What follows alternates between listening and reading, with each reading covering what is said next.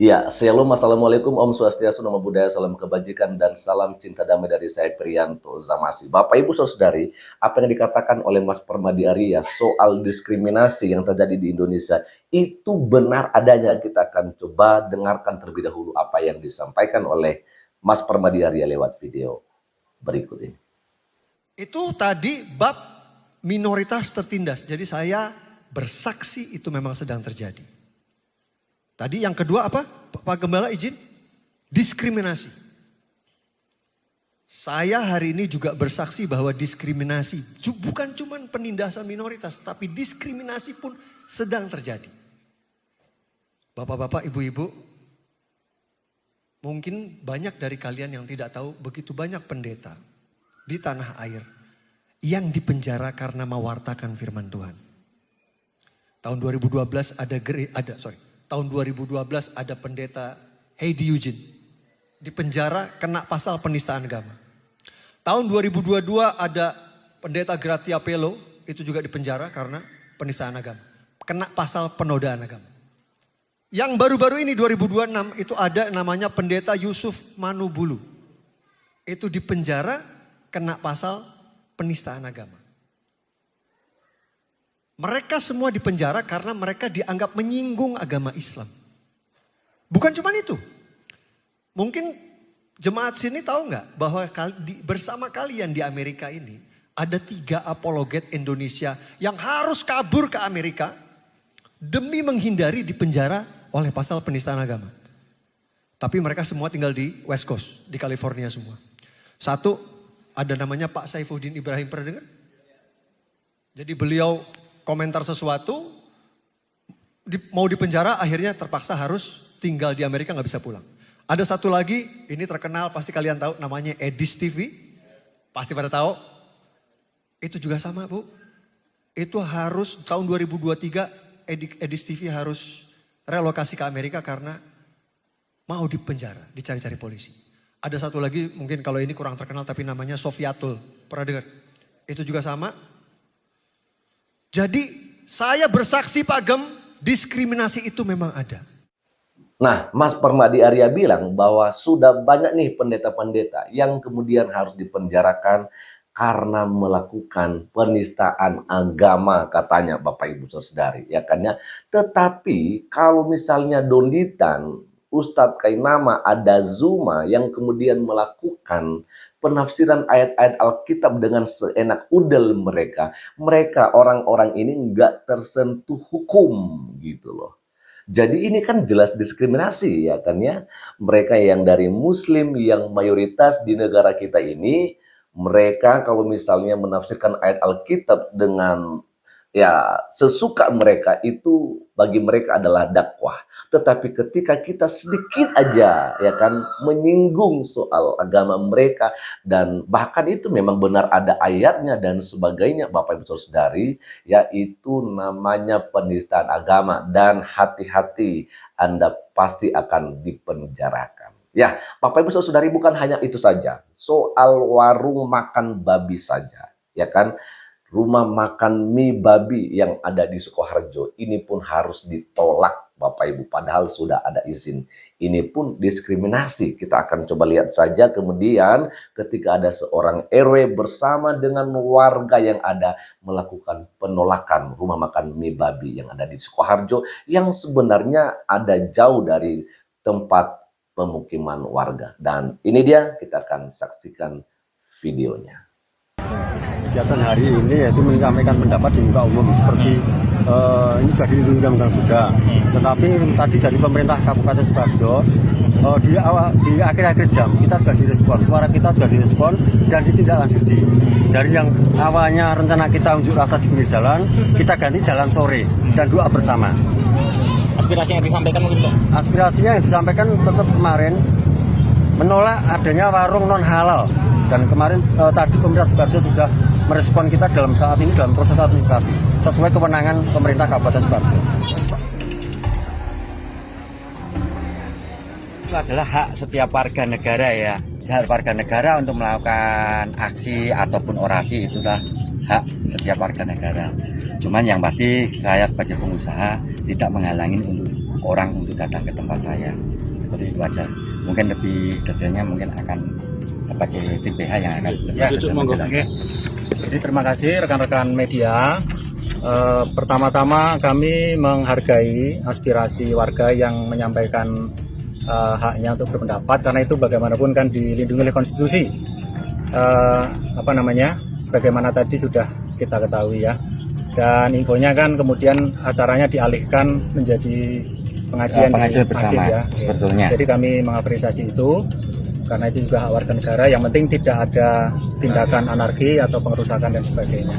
Tapi sekali lagi dari pelaku usaha kami tegaskan bahwa pelaku usaha ini tidak melanggar undang-undang, tidak melanggar peraturan pemerintah, tidak melanggar perda tentang warung makan khususnya menu non halal. Dan kami cek juga secara zonasi, ini kan zonasi yang kategorinya kiri kanan pabrik, jadi jauh dari pemukiman, jauh dari tempat warga dan sebagainya. Jadi titiknya pun tidak masalah sebenarnya. Polemik warung mie dan babi di Sukoharjo membuka pertanyaan penting. Apakah keberadaan yang berbeda harus diseragamkan? Warga menolak karena mayoritas Muslim dan merasa resah. Mereka meminta usaha tersebut menggantinya menjadi menu halal. Mereka meminta usaha tersebut mengganti menu menjadi menu halal. Jika tidak, izin diminta untuk dicabut. Namun pemilik usaha menyatakan izin itu sudah lengkap, label non-halal juga jelas, dan usaha sudah turun-temurun. Segmentasi pasar pun juga bukan warga sekitar, artinya pembelinya justru banyak datang dari luar lingkungan. Jadi warga sebenarnya tidak dipaksa untuk membeli, tidak juga terpapar langsung. Yang dipersoalkan hanyalah keberadaannya. Disinilah toleransi diuji, karena toleransi bukan berarti semua harus sama. Toleransi berarti memberi ruang bagi yang berbeda untuk tetap ada. Apalagi ini bukan rumah ibadah, bukan kegiatan dakwah, bukan pelanggaran hukum juga. Hanya pilihan kuliner yang labelnya juga jelas, non-halal. Kalau mayoritas bisa menolak usaha legal hanya karena berbeda, maka ruang minoritas semakin sempit. Hari ini kuliner non-halal, besok bisa jadi usaha lain yang dianggap tidak sesuai. Mayoritas tentu aja berhak untuk bersuara, tetapi mayoritas tidak boleh menjadi sangat keras terhadap minoritas. Karena hidup berdampingan bukan berarti menyeragamkan, tapi memastikan semua bisa hidup tanpa saling meniadakan. Babi bikin masalah lagi. Setelah dia bikin masalah di Medan beberapa waktu yang lalu, sekarang dia bikin masalah lagi di Sukoharjo.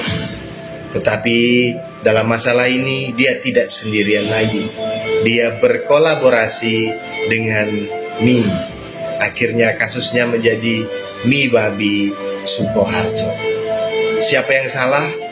Tentu babi lagi yang salah. Kenapa dia enak tetapi haram? Bayangkan kalau dia tidak enak, tentu tidak akan ribut dan bikin masalah yang berlarut-larut. Babi tetap dia yang salah. Manusia tidak pernah salah. Yang jualan tidak salah, karena dia jual dan ada yang beli. Kalau tidak ada yang beli, tentu dia akan tutup dengan sendirinya. Begitu juga jangan salahkan yang protes. Mungkin dia hobinya protes, jadi jangan salahkan orang. Jangan menghalangi orang untuk menyalurkan hobinya. Pasti dia punya alasan, beribu-ribu alasan untuk membenarkan kenapa dia protes. Jadi dia tidak salah. Yang salah tetap babi. Tetapi saya ingatkan, jangan kita bertengkar gara-gara babi. Malu sama babi. Bertengkarlah tentang hal yang elit sedikit. Misalkan, kenapa minyak dunia naik tetapi minyak telon dan minyak kayu putih harganya tetap stabil.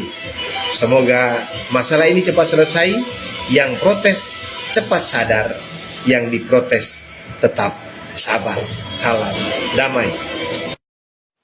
Oke, jadi sangat terbukti Bapak Ibu Saudara-saudari bahwa apa yang dikatakan oleh Mas Permadi Arya soal diskriminasi, soal pembubaran ibadah yang sedang berlangsung, ya kan ya, dan juga soal penolakan rumah ibadah, ya, itu jelas-jelas terjadi Bapak Ibu. Inilah yang kita sayangkan. Kenapa ya bisa seperti begitu saudara-saudara kita yang dari Muslim ini, ya kan ya? Memang enggak semua, tapi banyak Bapak Ibu. Ya, luar biasa banyak kejadiannya, itu luar biasa banyak. Kenapa sih mereka terganggu ketika ada warung makan mie babi ya beroperasi dan itu jauh dari tempat pemukiman warga, di tepi sawah Bapak Ibu Saudara-saudari, sudah ada izin lagi. Ini yang kemudian kita mempertanyakan, kenapa ya pemikiran saudara-saudara kita ini ya masih nggak ngerti dan masih nggak mau terima yang namanya perbedaan.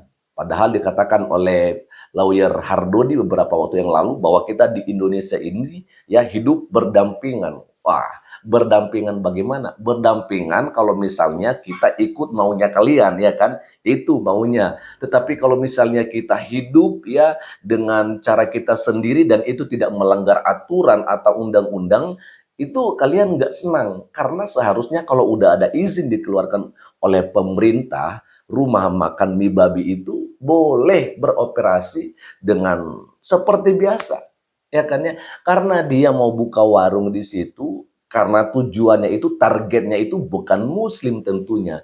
Intinya kalian udah tahu kalau misalnya itu adalah haram, ngapain datang ya kan di warung mie babi itu? Ya kan, kan jauh juga dari tempat kalian-kalian ini yang melakukan penolakan, yang melakukan aksi damai ini. Ya udah nggak usah datang aja, ya kan ya? Karena pemilik warung itu udah tahu jelas bahwa targetnya itu bukan yang Muslim, tetapi yang non-Muslim ya seperti Kristen, Buddha, Hindu yang masih merasa bahwa makanan daging babi ini halal. Jadi inilah targetnya. Jadi kalau misalnya haram ya udah nggak usah datang, nggak usah makan, nggak usah beli, kan begitu. Aman, selesai.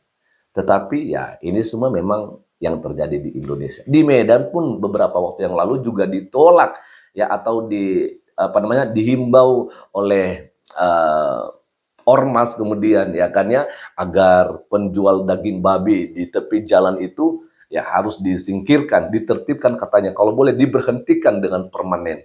Ya bagaimana bisa, itu mereka jualan di rumah mereka, bukan di atas trotoar. Kalaupun mungkin di atas trotoar, jangan cuman yang menjual daging babi yang mau ditertibkan.